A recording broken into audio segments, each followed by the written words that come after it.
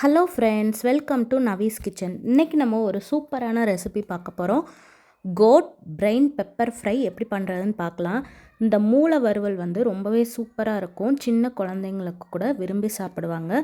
நான் இன்றைக்கி ரசத்துக்கு சைட் டிஷ்ஷாக வச்சு சாப்பிட்றதுக்கு எப்படி பண்ணுறதுன்னு பார்க்கலாம். நம்ம வீடியோவில் ஃபஸ்ட் டைம் பார்க்குறதா இருந்தால் நவீஸ் கிச்சனுக்கு சப்ஸ்கிரைப் பண்ணிவிட்டு பெல் பட்டனை கிளிக் பண்ணிடுங்க. வாங்க வீடியோவில் பார்க்கலாம். மூளை ஒரு மூளை எடுத்திருக்கேன். இந்த மாதிரி க்ளீன் பண்ணி வச்சுக்கோங்க. சின்ன வெங்காயம் யூஸ் பண்ணிங்கன்னா டேஸ்ட்டு நல்லாயிருக்கும். நான் ஆனால் பெரிய வெங்காயம் தான் யூஸ் பண்ணியிருக்கேன். ஒரு கடாய் எடுத்துக்கோங்க.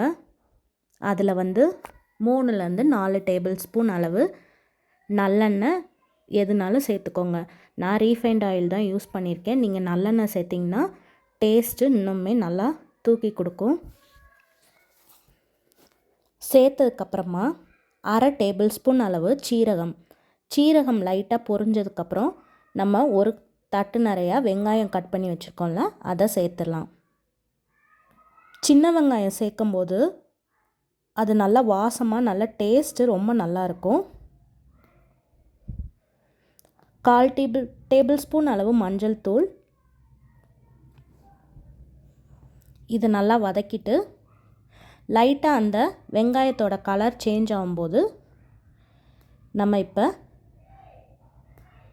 சீரகத்தூள் சேர்த்துருக்கோம், 1 டேபிள் ஸ்பூன். அதையும் சேர்த்துட்டு நல்லா கலந்து விட்டுருங்க.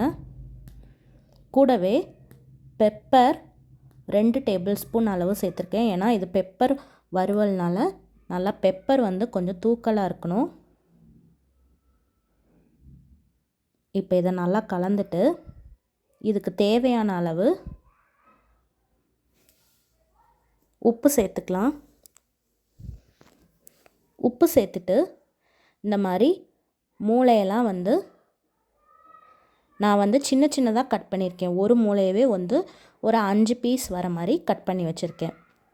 இதை சேர்த்துட்டு லைட்டாக இந்த மாதிரி அந்த வெங்காயத்தெல்லாம் மேலே பெரட்டினாப்பில் எடுத்து விடுங்க. ரொம்ப நீங்கள் பெரட்டினீங்க அப்படின்னா மூளை உடஞ்சிரும். உப்பு சேர்த்துட்டு லைட்டாக கலந்து விட்டுருங்க. கொஞ்சம் மீடியம் ஃப்ளேம்லேயே வச்சுக்கோங்க. ஹை ஃப்ளேமில் வச்சிங்கன்னா வெங்காயம் பிடிக்க ஆரம்பிச்சிரும்.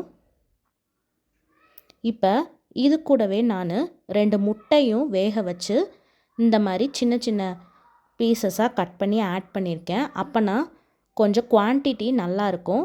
முட்டையும் அந்த மூளையும் சேர்த்து சாப்பிடும்போது நல்லாயிருக்கும். இதையும் நல்லா கடைசியாக போட்டுட்டு லைட்டாக பெரட்டி விட்டுருங்க.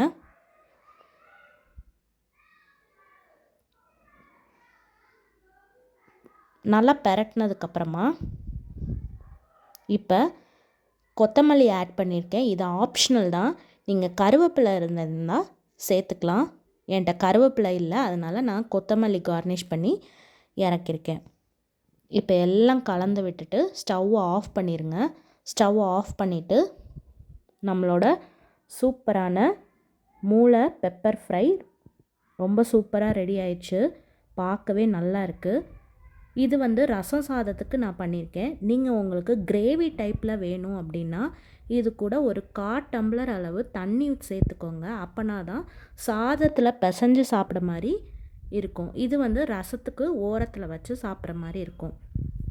இந்த வீடியோ உங்களுக்கு பிடிச்சிருக்குன்னு நினைக்கிறேன்.